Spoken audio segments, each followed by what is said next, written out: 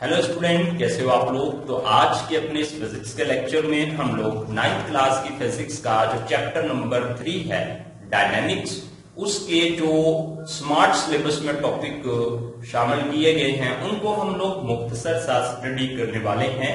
और उन सभी टॉपिक में हम लोग इस वीडियो में देखने वाले हैं कि एग्जाम के पॉइंट ऑफ व्यू से कौन कौन से शॉर्ट क्वेश्चन बनते हैं और कौन कौन से लॉन्ग क्वेश्चन बन सकते हैं। ये सारी डिस्कशन हम लोग इस एक ही वीडियो में चैप्टर नंबर 3 की कर देंगे, डायनेमिक्स की। अगर आप लोग स्टूडेंट फर्स्ट टाइम हो हमारे इस चैनल पर तो इसको सब्सक्राइब कर दो, बेल के बटन पर क्लिक कर दो, वीडियो को लाइक और शेयर करके ज्यादा से ज्यादा दोस्तों में फैला दो इसको सदका जारिया समझ के, ताकि आप लोगों की शेयरिंग से हो सकता है किसी को इसका फायदा हो जाए। तो हम लोग स्टडी से रिलेटेड वीडियो अपलोड करते हैं तो इससे आप लोगों को भी फायदा होगा। जब कोई आपकी इस फैलाई हुई वीडियो से हमसे कुछ सीख पाएगा तो आप लोगों को भी इसका कुछ फायदा मिलने वाला है। अगर दोस्तों आप लोग फर्स्ट टाइम हो तो आप तो सब्सक्राइब कर ही चुके होंगे, तो जल्दी से अब फटाफट से आप लोग जो है ये जो 9th क्लास की फिजिक्स की बुक है इसका चैप्टर नंबर जो है आप लोग 3 निकाल लो और साथ पेन को भी आप लोग ओपन कर लो। हम लोग अभी जो है वो करने वाले हैं आगाज इसका चैप्टर नंबर 3 का, और इसके तमाम हम लोग देख लेंगे वो टॉपिक्स जो कि आपके स्मार्ट सिलेबस में शामिल किए गए हैं। उसमें से लॉन्ग क्वेश्चन कौन से बनते हैं, शॉर्ट क्वेश्चन कौन से बनते हैं, सारी बातें हमने इस वीडियो में करनी है। एक बार फिर दोस्तों मैं आप लोगों से बोल रहा हूं कि अगर आप लोग फर्स्ट टाइम हो हमारे इस चैनल पर तो इसको सब्सक्राइब कर लो, बेल के बटन पर क्लिक कर दो। हम लोग बाकी जो सब्जेक्ट्स हैं आपके साइंस के, बायोलॉजी है, कंप्यूटर है और केमिस्ट्री है, उन सभी की वीडियो बना के भी अपलोड करने वाले हैं अपने इस चैनल पर। आप लोगों को वो उसी वक्त मिलेंगे जब आप लोग इसको सब्सक्राइब कर लोगे। तो अब दोस्तों सबसे पहले जान लेते हैं कि कौन सा टॉपिक जो है वो चैप्टर नंबर 3 से आपके सिलेबस में शामिल किया गया है। वो है फोर्स, इनर्शिया एंड मोमेंटम। अब दोस्तों यहां से अक्सर क्वेश्चन एग्जाम में पूछा जाता है कि what is meant by force. अगर ये एग्जाम में क्वेश्चन पूछा जाए तो आप लोग इसका क्या जवाब लिखोगे। तो आप लोगों ने लिखना है अ फोर्स मूव्स और टेंड्स टू मूव। एक फोर्स हरकत में लाती है या लाने की कोशिश करती है, स्टॉप्स रोकती है, और tends to stop the motion या फिर मोशन को रोकने की कोशिश करती है ऑफ अ बॉडी, एक body. The force can also change its direction of motion of a body, यानी फोर्स जो मूविंग ऑब्जेक्ट है उसकी डायरेक्शन को भी तब्दील करने के लिए इस्तेमाल होती है। तो ये है फोर्स की डेफिनेशन जो कि आपने लिखनी है एग्जाम में अगर क्वेश्चन आ जाए कि what is meant by force. उसके बाद आपने दोस्तों यहां से फोर्स का SI यूनिट भी याद रख लेना है, और फोर्स का जो SI यूनिट है वो होता है न्यूटन, यानी वो मेयार जिसमें फोर्स को मापा जाता है वो है न्यूटन। अब दोस्तों हम लोग देख लेते हैं नेक्स्ट जो आपको क्वेश्चन एग्जाम में आ सकता है इस टॉपिक में से, वो आपको आएगा कि व्हाट इज इनर्शिया, यानी इनर्शिया क्या है।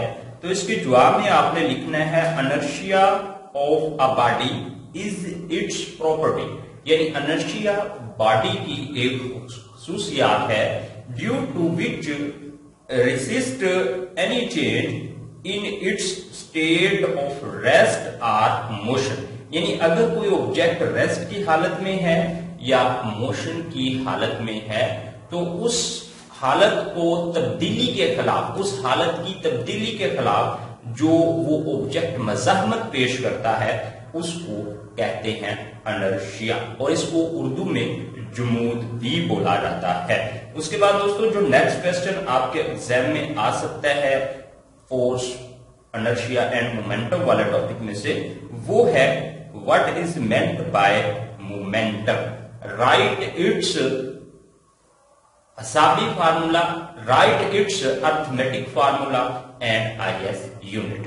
तो यहां से दोस्तों आप लोगों ने इसके आंसर में लिखना है, या तो आप लोग ये लिख दोगे कि momentum of a body is the quantity of motion its possess due to its mass and velocity, यानी जो इसकी मास और वेलोसिटी की वजह से होता है उसको बोला जाता है मोमेंटम। या फिर आप लोग ये लिख दोगे कि momentum of a body is given by the product of mass and velocity. और इसका जो फार्मूला आपने लिखना है P is equal to mv, और जो IS यूनिट है वो आप लोगों ने लिख लेना है किलोग्राम मीटर फी सेकंड, ये आप लोगों ने याद रख लेना है। उसके बाद दोस्तों नेक्स्ट जो टॉपिक आपका है वो देख लेते हैं, वो क्या है, वो है Newton law of motion. Newton law of motion बहुत अहम टॉपिक है, और यहां से फर्स्ट लॉ ऑफ मोशन का क्वेश्चन जो है वो अक्सर एग्जाम में आता है, और ये ऐसे आता है कि right Newton first law of motion and explain with example.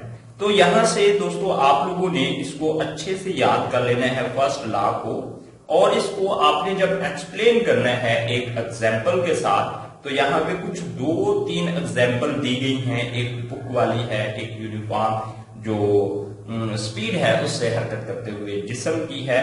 तो आप लोगों ने अच्छे से एक एग्जाम्पल यहां से याद कर लेनी है, ताकि आपको एग्जाम में अगर ये 4 नंबर का क्वेश्चन आए तो आप लोग 4 में से 4 नंबर ले सको। उसके बाद दोस्तों देखते हैं नेक्स्ट जो है वो आपका टॉपिक है जो वो है second law of motion. Again important है दोस्तों सेकंड लॉ ऑफ मोशन जो है, और सेकंड लॉ ऑफ मोशन को डिफाइन करना आपको आना चाहिए। यानी बहुत सिंपल है कि जब कोई फोर्स किसी जिस्म पर अमल करती है तो एक्सेलरेशन पैदा होता है, और इस एक्सेलरेशन की मकदार जो है फोर्स के डायरेक्टली प्रोपोर्शनल, और जो मास है उसके इनवर्सली प्रोपोर्शनल होती है। और इसको आप लोग आसानी तरीके से लिख सको, ये भी आपने अच्छे से लिखना है। ये पहली बात है कि फोर्स के डायरेक्टली प्रोपोर्शनल होगा एक्सेलरेशन, और ये दूसरी बात है मास के इनवर्सली प्रोपोर्शनल होगा एक्सेलरेशन। और फिर आपने इनको इकट्ठा करके लिख देना है, और यहाँ पे ये आपने रिमूव भी करना है प्रोपोर्शनलिटी का साइन, और k की कीमत 1 होती है ये भी। उसके बाद दोस्तों 1 न्यूटन से क्या मुराद है, यानी what is meant bye 1 Newton, ये भी अक्सर पेपर में क्वेश्चन आता है, तो ये आपने याद कर लेना है। बहुत सिंपल है कि अगर किसी जिस्म पर 1 न्यूटन फोर्स लगाई जाए और उस फोर्स की सिमत में 1 मीटर फी सेकंड जो है उसकी वेलोसिटी हो, और उसका जो मास हो वो 1 kg हो। यानी बहुत सिंपल है कि अगर 1 kg मास वाले जिस्म पर जो फोर्स लगाई जाए 1 न्यूटन, और उसकी सिमत में 1 मीटर फी सेकंड का एक्सेलरेशन पैदा हो, तो फोर्स क्या होगी 1 न्यूटन होगी। उसके बाद दोस्तों अगर आप लोग चाहते हो डिटेल से इस तमाम टॉपिक की एक्सप्लेनेशन, तो हम लोग करने वाले हैं अपने चंद लेक्चरों में डिटेल से एक्सप्लेनेशन भी। आप लोग इसको अच्छे से अभी जो है चैनल को सब्सक्राइब कर लो और बेल के बटन पर क्लिक कर दो। उसके बाद दोस्तों ये जो एग्जाम्पल 3.1 है इसको भी आपके स्मार्ट सिलेबस में शामिल किया गया है, और इसके बाद दोस्तों आप लोगों के स्मार्ट सिलेबस में एग्जाम्पल नंबर 3.3 जो है 3.3 जो है वो शामिल की गई है, यानी 3.2 नहीं 3.3 जो है ये आपके स्मार्ट सिलेबस में शामिल है, और ये एग्जाम में न्यूमेरिकल के तौर पर आ सकती है। उसके बाद दोस्तों जो आपके एग्जाम में क्वेश्चन आएगा वो आएगा mass and weight, difference between mass and weight. तो इसको आपने अच्छे से पढ़ लेना है, और यहाँ पे सबसे पहले ये जो मास के बारे में ही बताया गया है, और मास के बारे में आपको यही कहा जाएगा कि मास हर जगह पर यकसा होता है और ये बुलंदी के साथ तब्दील नहीं होता। मास एक स्केलर मकदार होती है, ये आपने जान लेना है, यानी स्केलर क्वांटिटी है, ये आपने यहां से पढ़ के जान लेना है। उसके बाद जो वेट होता है वो जमीन की ग्रेविटी यानी कशिश की वजह से होता है, और वेट जो है वो डिपेंड करता है इस पर, ये भी आप लोगों ने जान लेना है कि वो ग्रेविटेशनल एक्सेलरेशन पर डिपेंड करता है। और वेट का जो SI यूनिट है वो न्यूटन है, क्योंकि वेट भी एक फोर्स होती है और जो कि बॉडी पर जमीन की ग्रेविटी की वजह से अमल कर रही होती है। और उसके बाद जो मैस है उसका यूनिट आपने पहले ही याद कर रखा है, वो होता है केजी। ये डिफरेंसेस आप लोग लिखोगे अगर एग्जाम में मैस और वेट के दरमियान, तो आपको मैक्सिमम नंबर अवार्ड किए जाएंगे इस क्वेश्चन में से। उसके बाद दोस्तों नेक्स्ट जो है वो है न्यूटन का थर्ड लॉ।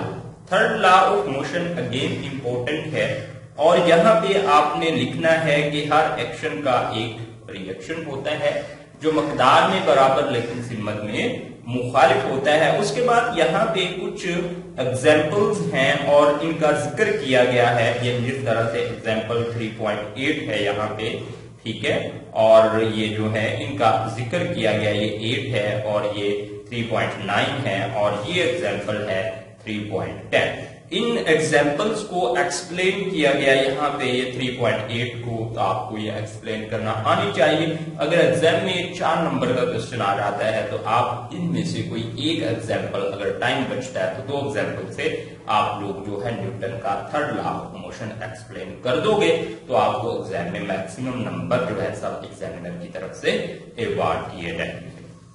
उसके बाद दोस्तों ये जो टॉपिक है यहाँ से ये आपके सिलेबस में शामिल नहीं किया गया। उसके बाद आगे जो है ये वाला टॉपिक भी आपके स्मार्ट सिलेबस में शामिल नहीं है, आप लोगों ने नहीं करना इसको। उसके बाद यहाँ पे ये देखो, ये भी आपके सिलेबस में शामिल नहीं है टॉपिक, तो इसको भी आप लोग छोड़ दोगे। उसके बाद नेक्स्ट जो है वो आपके सिलेबस में ये भी नहीं है, तो इसको भी आप लोग छोड़ दोगे। उसके बाद नेक्स्ट जो है वो है force and momentum. Force and momentum ये पेपर में शामिल किया गया है, और यहां से अक्सर 4 नंबर का भी क्वेश्चन एग्जाम में आता है।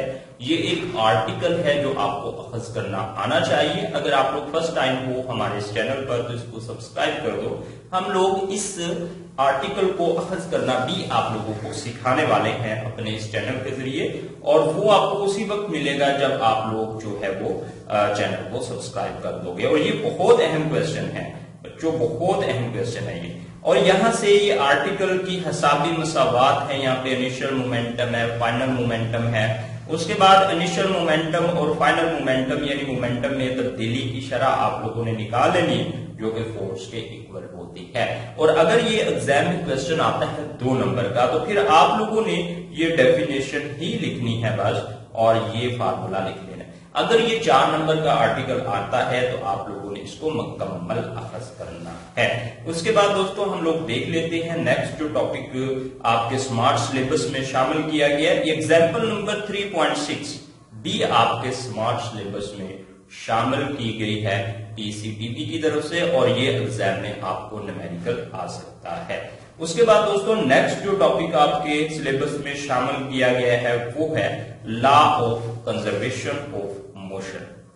दोस्तों law of conservation of motion को भी शामिल किया गया है, तो आप लोगों ने यहां से इसको अच्छे से पक्का सा याद कर लेना है। बहुत अहम लॉ है, और इसको हम लोग एक्सप्लेन करना भी आप लोगों को सिखाने वाले हैं अपने कमिंग लेक्चर में, जो कि हमारे नेक्स्ट वीक जो मंडे से स्टार्ट हो रहा है उसमें हम लोग चैप्टर नंबर 3 का ही स्टार्ट लेने वाले हैं। लेकिन इस वीडियो में मैं आप लोगों को निशान लगवाने वाला हूं। और उसके बाद ये यहाँ से मोमेंटम का जो कंजर्वेशन का कानून है इसका प्रूफ आप लोगों ने अच्छे से देखना है। 4 नंबर का क्वेश्चन एग्जाम में आ सकता है। उसके बाद ये एप्लीकेशन है बच्चों, एप्लीकेशन यानी इस्तेमाल है कंजर्वेशन के। एक तो गन वाली एग्जाम्पल है, और एक गाड़ी की जब टक्कर होती है ट्रक और गाड़ी की, वो एग्जाम्पल है। तो आप लोगों ने अच्छे से इसको तैयार करना है, और मैं अपने चैनल के जरिए आपको ये तैयार भी करवाऊंगा अच्छे से पक्के वाला। उसके बाद दोस्तों 3 पॉइंट जो यहाँ पे है 6 एग्जाम्पल, इसको देख लेते हैं कि ये आपके सिलेबस में है या नहीं। तो दोस्तों ये आप लोग छोड़ भी दोगे तो ये आपके सिलेबस में नहीं है, लेकिन आप लोग कर भी लोगे तो कोई हर्ज नहीं है, क्योंकि ये टॉपिक आपके सिलेबस में है। उसके बाद दोस्तों यहाँ से फ्रिक्शन वाला टॉपिक ऐड किया गया आपके सिलेबस में, बहुत अहम है फ्रिक्शन। यहाँ से आप लोगों ने जानना है कि व्हाट इज अ फ्रिक्शन। यानी फ्रिक्शन क्या है। उसके बाद दोस्तों आप लोगों ने यहां से देखना है फ्रिक्शन वाले टॉपिक में से मैक्सिमम फ्रिक्शन यानी फोर्स ऑफ लिमिटिंग फ्रिक्शन, ये आप लोगों ने यहां से देख लेना है। उसके बाद यहां से कोएफिशिएंट ऑफ फ्रिक्शन को आप लोगों ने देखना है अच्छे से, और ये आप लोग कर लोगे तो नेक्स्ट जो है वो आपका जो सिलेबस में किया गया है शामिल वो है रोलिंग फ्रिक्शन। रोलिंग फ्रिक्शन पे भी आप लोग निशान लगा लो कि आपको एग्जाम में आ सकता है। और रोलिंग फ्रिक्शन और स्लाइडिंग में क्या डिफरेंस है, इंपॉर्टेंट क्वेश्चन है, ये भी हम लोग जब आपको लेक्चर डिलीवर करेंगे तो सभी बातें बताने वाले हैं रोलिंग फ्रिक्शन और स्लाइडिंग फ्रिक्शन के बारे में। उसके बाद दोस्तों आप लोग फ्रिक्शन के फायदे और नुकसान भी अगर अच्छे से कर लोगे तो आप लोग जो है यहाँ से कुछ हैं, यहाँ पे आगे जो है ये हैं कुछ फायदे और नुकसान फ्रिक्शन के, तो आप लोगों को आ सकता है एग्जाम में कोई पॉइंट यहाँ से। उसके बाद दोस्तों जो आपके सिलेबस में शामिल किया गया है वो है दोस्तों यहाँ से सेंट्रीपिटल फोर्स। अब ये सेंट्रीपिटल फोर्स जो है वो क्या है, बहुत इंपॉर्टेंट क्वेश्चन है, और आर्टिकल अखज करना आपको आना चाहिए सेंट्रीपिटल फोर्स मालूम करने का। ये यहाँ पे आर्टिकल है, इसको भी हम लोग अपने अपकमिंग लेक्चर में आप लोगों को समझाने वाले हैं। आप लोगों ने हमारे चैनल को सब्सक्राइब करके हमको सपोर्ट जरूर करना है, तो इंशाल्लाह तमाम चीजों का हम लोग अच्छे से आपको कॉन्सेप्ट देंगे। उसके बाद ये जो एग्जाम्पल नंबर 3.8 है इसको भी आप लोग अच्छे से जो है वो जान लोगे जब हम लोग आर्टिकल अखज करोगे, ये आपके सिलेबस में है। अगर बात की जाए न्यूमेरिकल की इस चैप्टर के कि कौन कौन से न्यूमेरिकल आपके सिलेबस में हैं, तो वो भी मैं आप लोगों को निशान लगवा देता हूं। कोई न्यूमेरिकल प्रॉब्लम्स कौन कौन सी हैं यहाँ पे दोस्तों। अगर आप लोगों की न्यूमेरिकल प्रॉब्लम्स देखी जाए चैप्टर नंबर 3 डायनेमिक्स में से, वो शामिल की गई हैं 3.5, प्रॉब्लम नंबर 3.5 और प्रॉब्लम नंबर 3.9, ये दो प्रॉब्लम शामिल की गई हैं जो कि आपको एग्जाम के हवाले से तैयार करनी है। आई होप बच्चों आप लोग अच्छे से तमाम के तमाम क्वेश्चन पर निशान लगा पाए होंगे। तो अगर आप लोग फर्स्ट टाइम हो हमारे इस चैनल पर तो उसको सब्सक्राइब कर लो, बेल के बटन पर क्लिक कर दो, वीडियो को लाइक और शेयर कर दो ताकि ज्यादा से ज्यादा दोस्तों तक ये वीडियो पहुंच सके। ओके दोस्तों, अल्लाह हाफिज, अपना ढेर सारा ख्याल रखो, अपने भाई को इजाजत दीजिए, बाय बाय।